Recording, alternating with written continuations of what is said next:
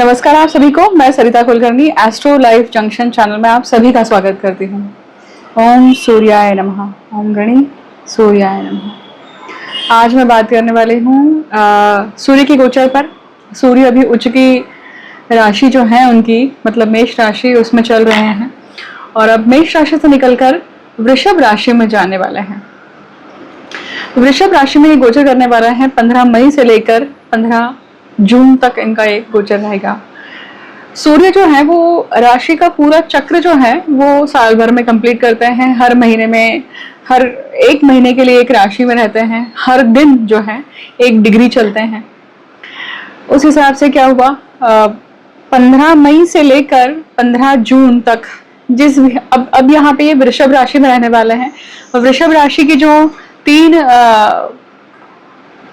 नक्षत्र हैं वो कौन से हैं तो ये देखिए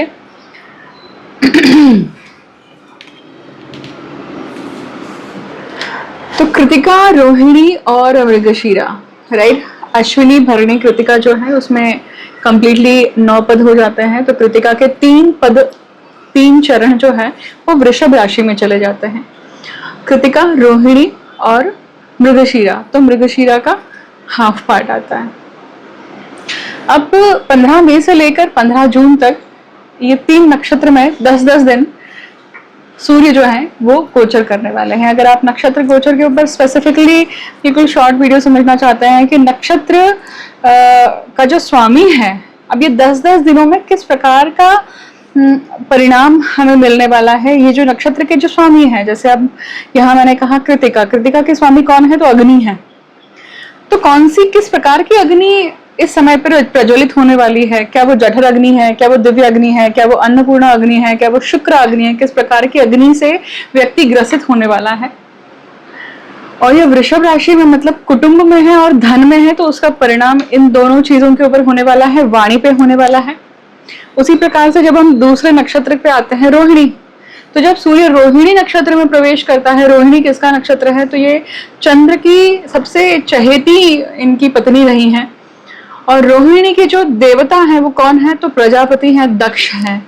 दक्ष किसके लिए जाने जाते हैं कि उनका अहंकार का छेदन हुआ है, उन्होंने अपना क्षीर छेदन किया है। किस चीज के लिए तो अहंकार के कारण वीरभद्र से हुआ है।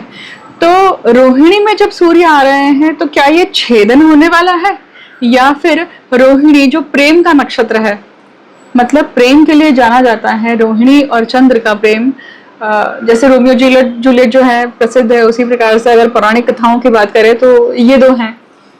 उसी प्रकार से तीसरा नक्षत्र जो है मृगशीरा नक्षत्र। मृगशीरा नक्षत्र पे मैं काफी बात कर चुकी हूँ अभी पिछले कुछ वीडियोस में, क्योंकि गुरु जो है वो मृगशीरा नक्षत्र में प्रवेश कर चुके हैं। और मृगशीरा नक्षत्र किसका है तो ये सोमदेव का है, परंतु ये नक्षत्र किसका है, ये बलि देने के लिए है। इस दिन पे बलि दी जाती है। बलि हमेशा किसी पशु बलि पे है या किसी नर बलि पे, इसकी बात नहीं कर रहे हैं हम। बलि मतलब सैक्रिफाइसेस। एक माँ बाप अपने बच्चे के लिए 20 साल तक सैक्रिफाइस करते हैं अपनी खुशियों को उसे बड़ा करने के लिए। तो ये सैक्रिफाइस, बलि देना, अपने सुखों की बलि देना या अपने एडिक्शन की या अपने किसी हैबिट की, तो ये कौन सा है? तो इन 3 नक्षत्रों के बारे में अगर आप डिटेल में समझना चाहते हैं तो आप मुझे मेंशन करिएगा। आई विल मेक 10 मिनट का एक छोटा वीडियो, परंतु फुली इंफॉर्मेटिव, जो आप अपने जीवन में अप्लाई करके समझ सकते हैं कि सूर्य गोचर आपके लिए किस प्रकार से रहेगा। I will do that.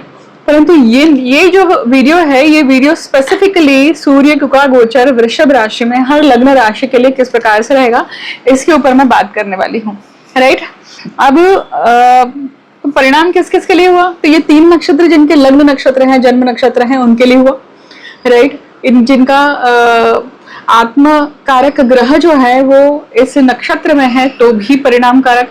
मैं जनरली इंदु लग्न या आरूढ़ लग्न के ऊपर बात नहीं करती हूँ, परंतु अगर आरूढ़ लग्न का स्वामी जो है या इंदु लग्न का स्वामी जो है वो अगर इन नक्षत्रों में है, उनके लिए भी इमेज वाइज, समाज में रेपुटेशन वाइज और मनी वाइज इसके ऊपर इम्पैक्ट आएगा। जिनके वृषभ राशि जन्म राशि या लग्न राशि है उनके लिए परिणाम कारक होगा। जिनके लिए दशा जो है वो सूर्य की दशा, चंद्र की दशा या मंगल की दशा या शुक्र की दशा, अंतरदशा प्रत्यंतर दशा चल रही हो तो भी ये परिणाम कारक होगा, राइट, ये गोचर परिणाम कारक होगा। अब हम सीधे जाते हैं और समझते हैं कि भाई वृषभ राशि के लिए ये गोचर, वृषभ राशि में ये जो सूर्य का गोचर हो रहा है ये आप सभी के लिए क्या परिणाम करने वाला है। ठीक, चलिए आगे बढ़ते हैं और देखते हैं कि महीने भर के लिए हमारे लिए क्या परिणाम लेकर आ रहे हैं सूर्य।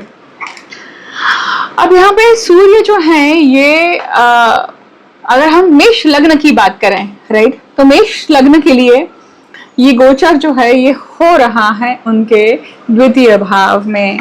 द्वितीय भाव में सूर्य है, इसका अर्थ है कि कुटुंब में सूर्य है। कुटुंब में जब भी सूर्य होते हैं तो जब भी ऐसे समय पे जातक कोई जन्म लेता है ना तो उसको खानदान बहुत अच्छा मिलता है, उसको बहुत रेप्यूटेटेड खानदान मिलता है। जहां वो जन्म लेता है उसके आसपास शिव मंदिर होता है, इस प्रकार से घटनाक्रम हो सकती है। पर ये सूर्य क्या दिखाता है, अगर ये सूर्य ठीक नहीं है आपकी पत्रिका में तो ये आंखों की प्रॉब्लम देगा आपको। अगर ये सूर्य ठीक नहीं है तो दांतों का दर्द देगा। परंतु अगर ये सूर्य बहुत अच्छा है आपकी पत्रिका में, आपकी पत्रिका में आपका सूर्य अच्छा है तो आपको धन की प्राप्ति होगी, मान सम्मान की प्राप्ति होगी, घर में प्राप्ति होगी, आपके कुटुंब में आपका मान सम्मान बढ़ेगा। आपको विवाह बंधन में जब ओकेजन्स होते हैं, क्योंकि शादी ब्याह का सीजन है देखिए, और जब ऐसे समय पे समधी लोगों से या इवन जॉब में, करियर में मान सम्मान की प्राप्ति होती है। वृषभ राशि में जब आते हैं तो वृषभ राशि क्या है, बैल इसका दिखाई देता है, राइट। और ये सूर्य कौन है, तो ये पंचमेश है, बुद्धि का स्वामी धन भाव में आए तो ये बुद्धि से काम करेगा, राइट। बहुत बार लव मैरिजेस जो है यहाँ पे लव मैरिज जो है वो अरेंज मैरिज में टर्न होके लव कम अरेंज की सिचुएशन भी बनती है।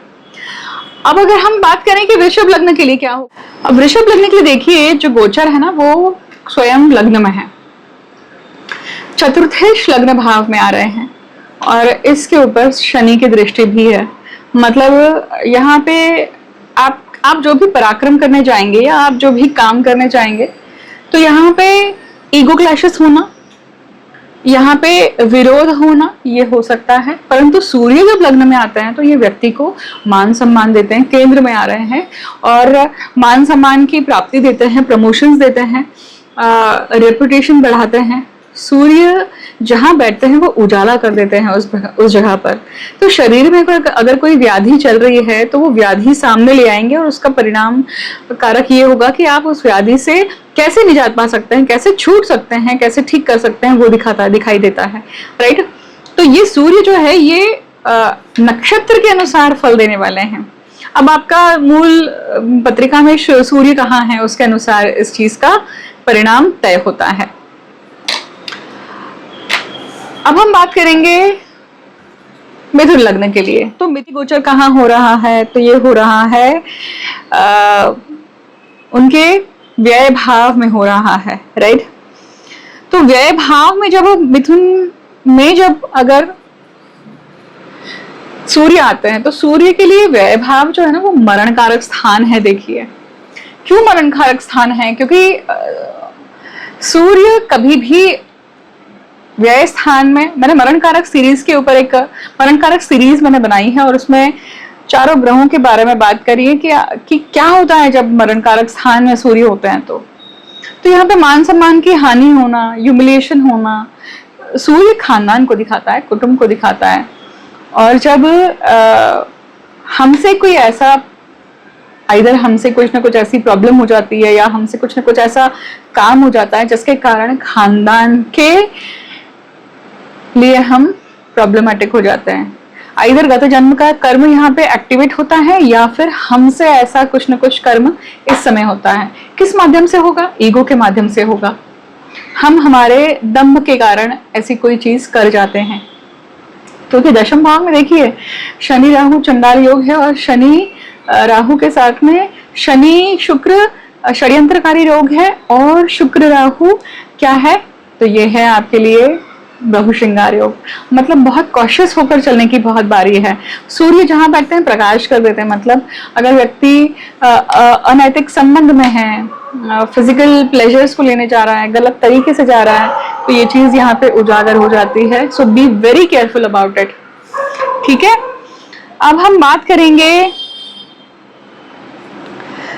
करेंगे कर्क के लिए, राइट। तो कर्क लग्न गोचर कहाँ हो रहा है? सूर्य का गोचर हो रहा है उनके लाभ भाव में। अब लाभ भाव में जब सूर्य आते हैं, राइट,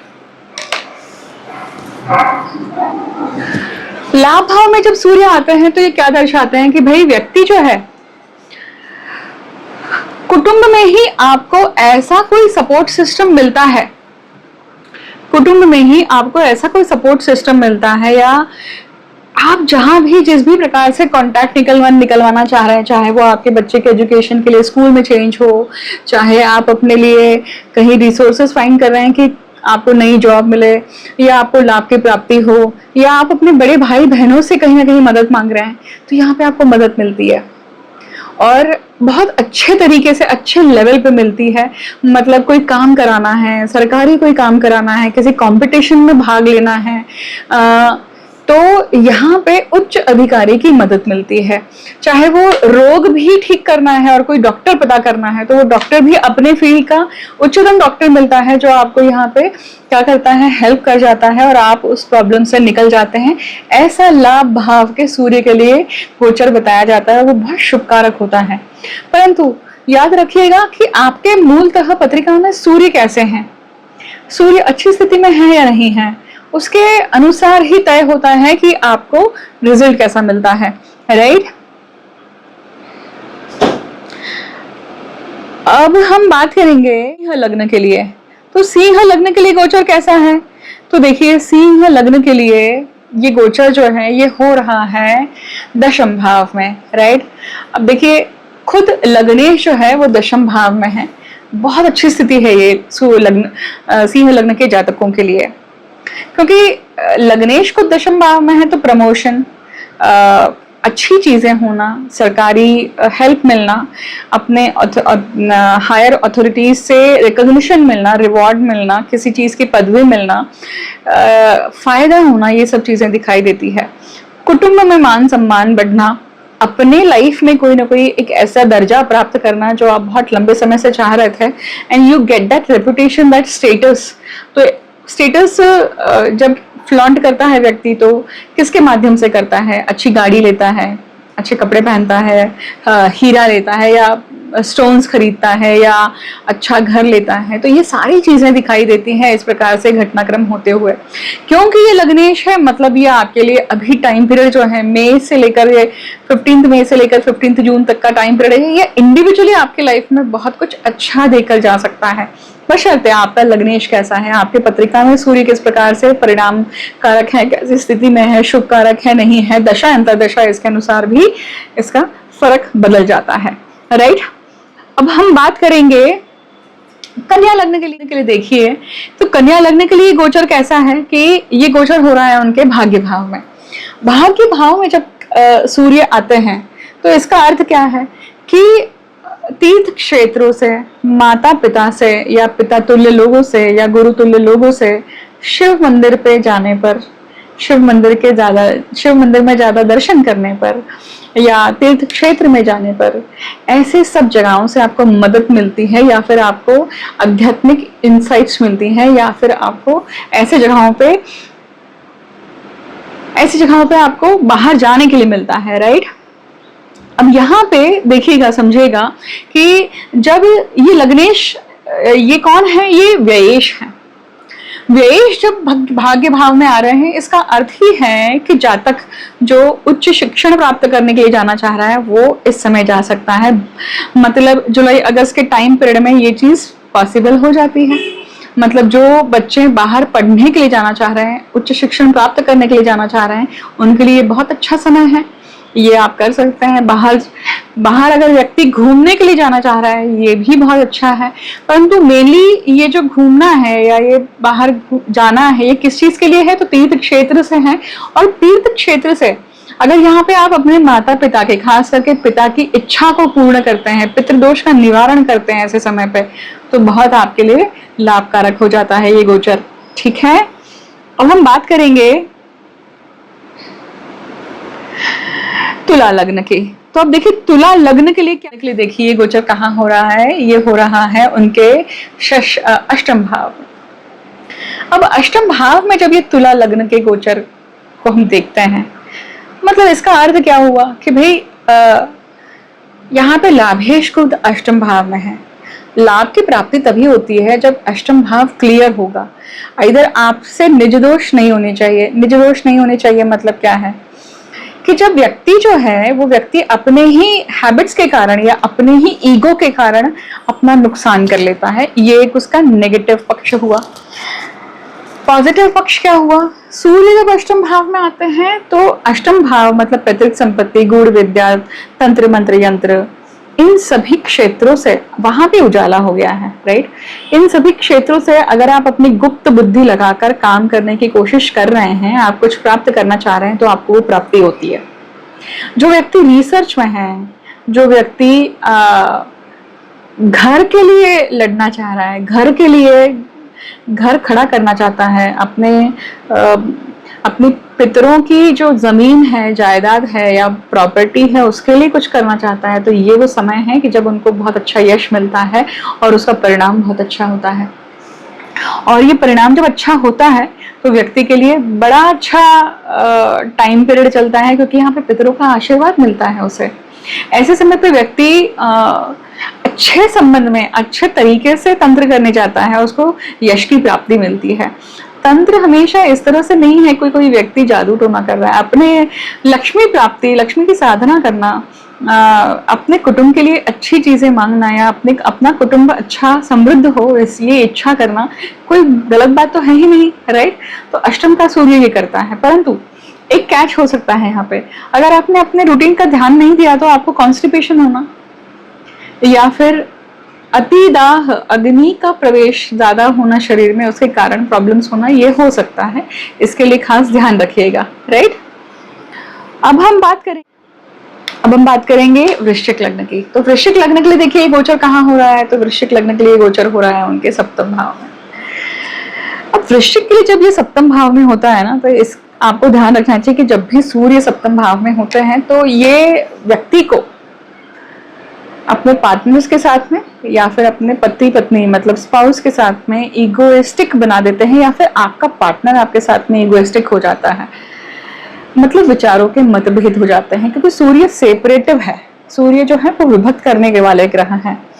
मतलब जब ये गोचर आता है तो आपको शांति बनाए रखनी है। आपको विचार करना है कि ठीक है भाई, नहीं बन रही है तो शांति बनाए रखें, चीजों को गलत करें, चीजों को अलग कर दें, कुछ समय शांति बनाए, वहां जहां पे हॉट आर्ग्यूमेंट होने वाले हैं वहां से निकल जाएं।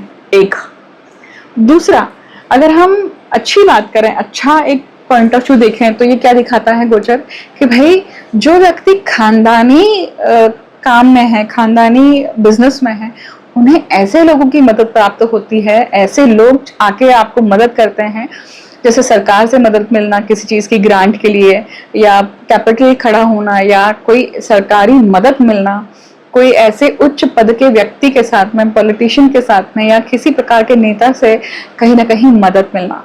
परंतु सूर्य कैसा होना चाहिए यहाँ पे?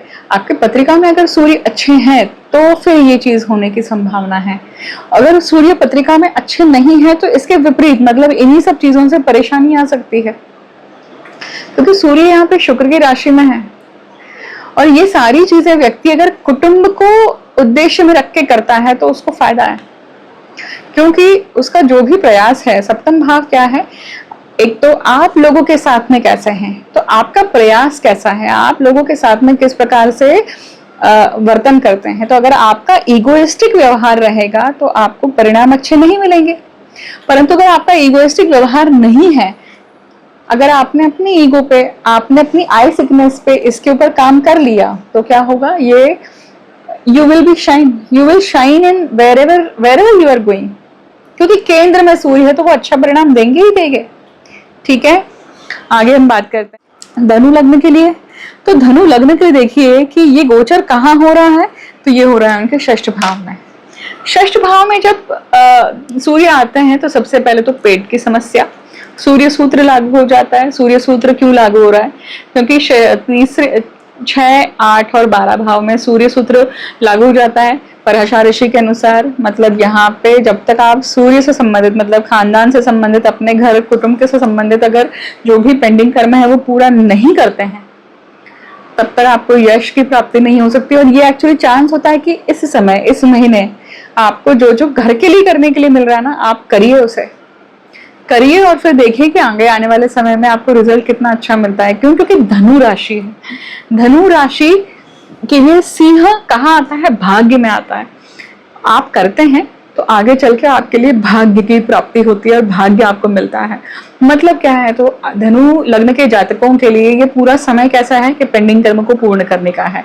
ये एक पक्ष रहा। दूसरा, जब 6वें भाव में सूर्य आते हैं तो व्यक्ति को नए जॉब के लिए नई अपॉर्चुनिटी देते हैं। अभी जो टाइम पीरियड चल रहा है करंट अफेयर, उसके अनुसार तो बुद्धिमानी ये बनती है कि शांति से चीजें बनाए रखें।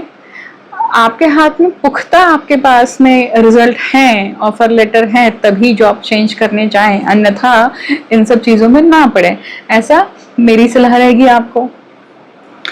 अब हम बात करते हैं मकर लग्न की। ठीक है, तो मकर लग्न के लिए गोचर कहाँ हो रहा है? तो ये उनके 5वें भाव में होता है।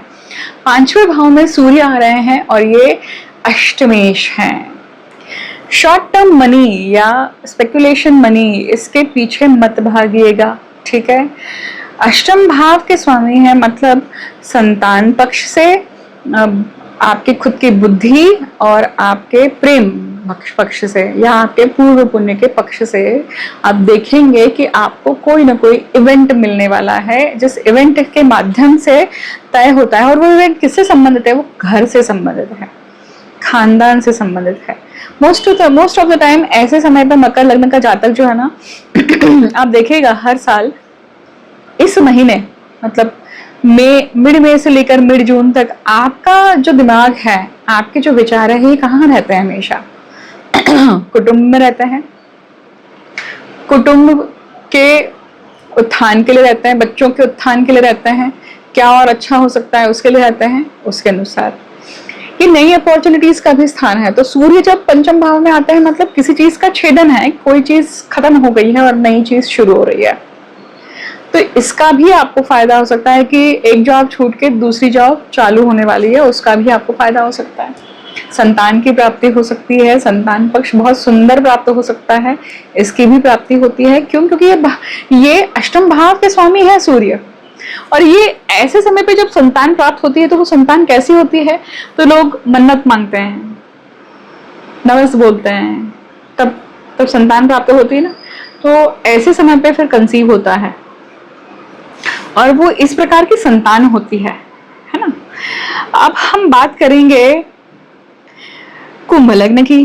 तो कुंभ लग्न के लिए कहाँ हो रहा है? कि गोचर हो रहा है उनके चतुर्थ भाव में।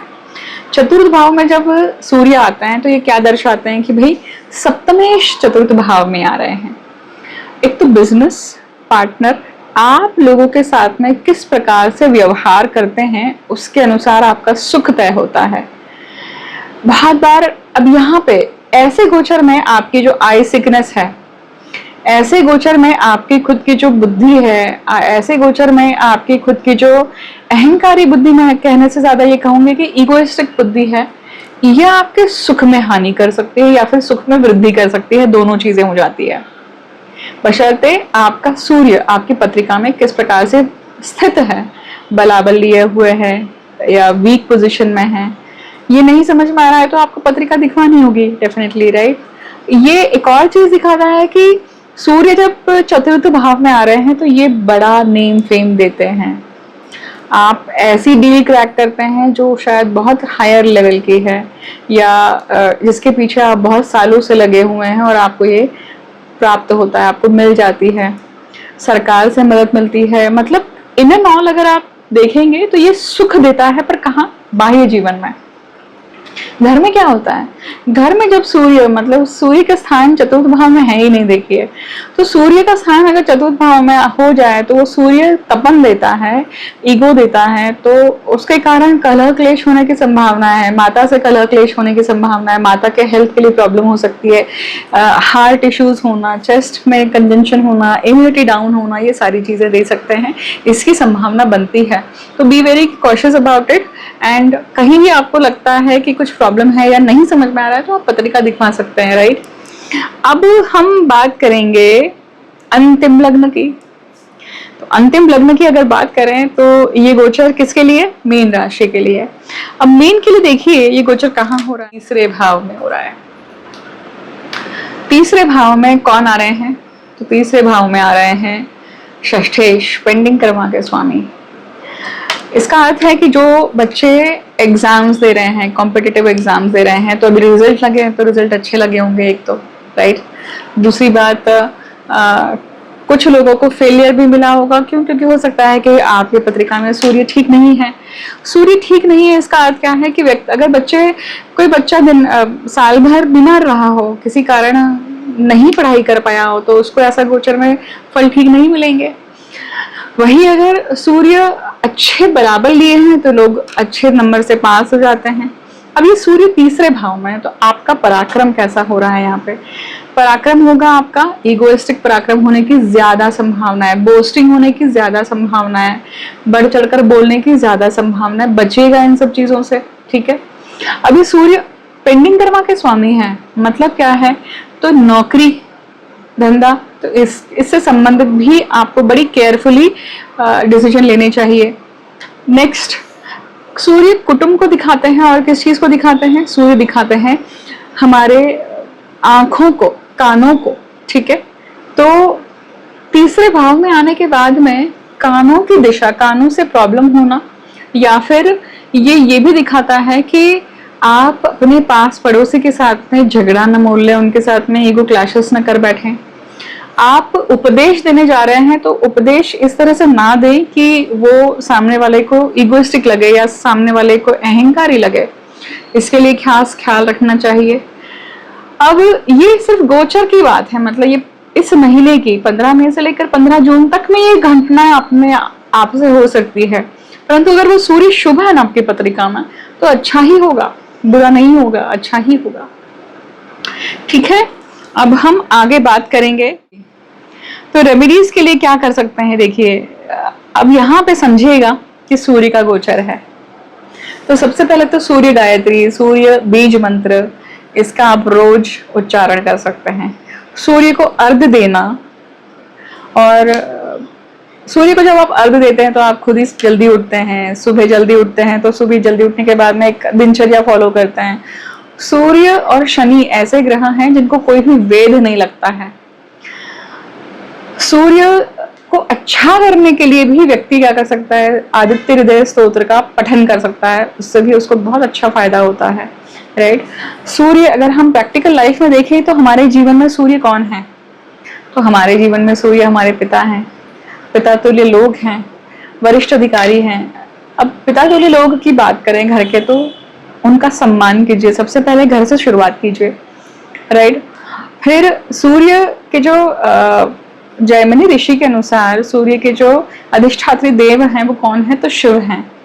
आपके पत्रिका में आपको कौन सी शिव का पूजन करना चाहिए, शिव के तो बहुत सारे रूप हैं, जैसे भूतेश्वर हैं, नीलकंठेश्वर हैं, काशी विश्वेश्वर हैं, ज्योतिर्लिंग के सभी हैं, मल्लिकार्जुन हैं। आपकी पत्रिका में कौन से शिव का आपको जप करना चाहिए, आपकी पत्रिका में कौन से शिव आपको पूजने चाहिए, ये अगर आप नहीं समझ पाए हैं तो आप निश्चित ही पत्रिका विवेचन करने के लिए आ सकते हैं, समझ सकते हैं मुझसे। मैं गत जन्म के चक्र के अनुसार भी बताती हूँ कि व्यक्ति के जीवन में कौन से देवता की उपासना या कौन से देवता की साधना करने से भी आप अपने गत जन्मों के चक्र से मुक्त हो सकते हैं या फिर उसे कंप्लीट कर सकते हैं। कुछ विधान तो ऐसे होते हैं कि पूरा करना ही पड़ता है। देखिए मतलब क्या है, कंप्लीट करना ही पड़ता है, रिचुअल करना ही पड़ता है। मतलब जख्म नासूर हो जाए तो उसे निकाल कर फेंक देना पड़ेगा, परंतु अगर वो जख्म भर सकती है दवा से तो वैसे भी उपाय बताए जा सकते हैं। बट दवा बताने की जरूरत है या नहीं है, वो तय करने के लिए तो पत्रिका सामने होना अत्यंत आवश्यक है। ठीक है, मुझे अंत तक सुनने के लिए बहुत बहुत धन्यवाद। मैं जल्द ही मिलती हूँ आपसे नए वीडियो के साथ में। ये गोचर आपको कैसे परिणाम करता है, आपके साथ में क्या अनुभव आते हैं, वीडियो के कमेंट सेक्शन में आप बता सकते हैं। आप कौन सा वीडियो या कौन से टॉपिक्स मुझसे सुनना चाहते हैं। मैं प्रारब्ध कर्म के ऊपर बहुत बातचीत करती हूँ और गत जन्म के चक्र को भी बताती हूँ। तो आप उस संबंध में क्या सुनना चाहते हैं मुझे जरूर बताएं। I will try to make videos on that.